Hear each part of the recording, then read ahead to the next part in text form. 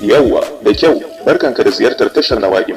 Kada ka ji komai, ka shigo tashar da take bada haske akan zamantakewar aure da kuma tsara gwalagwalan kalamai irin na soyayya. Ta san kuwa, tabbas tasha ce da kowa ya cancanci ya yi subscribe domin babu wanda hakan bai shafe shi ba. Tabbas Nawa'im tasha ce ta kowa da kowa, ai kawai ka masgo da naka subscribe. Yauwa, bayan haka kuma zan so ka tambayi kanka yaushe ne rabonka da tsara wa uwar gidarka ko kuma wacce kake yunkurin aurenta kalamai irin na soyayya masu armashi.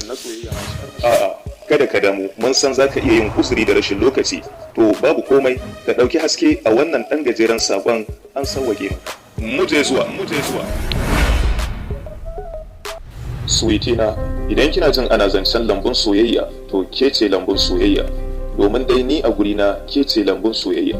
Lambun soyayya, lambun da ya cika da kyawawan furanni masu ɗaukar ido da jan hankali. Lambun da yake ba da wani sauti mai armashi na tsuntsaye da kaɗawar iska mai sanyi da ratsa jiki.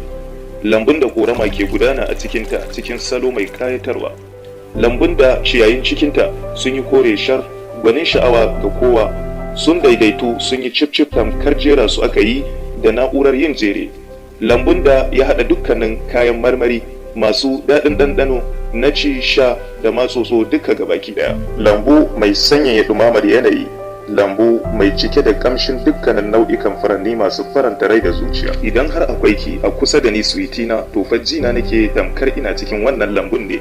Lambu mai albarma, lambun soyayya, lambun nishaɗin zuciya, lambun ƙauna da yin bege. Lambu mai ɗauke kewa, lambu mai yaye kuncin zuciya, lambu mai tsunduma mutum cikin daular nishadi. Rabauta da matar aure irinki hakika ko shakka babu babbar riba ce a gare ni. Ina fatan ki kasance da wata har abada. Ina ƙaunarki sweetie na.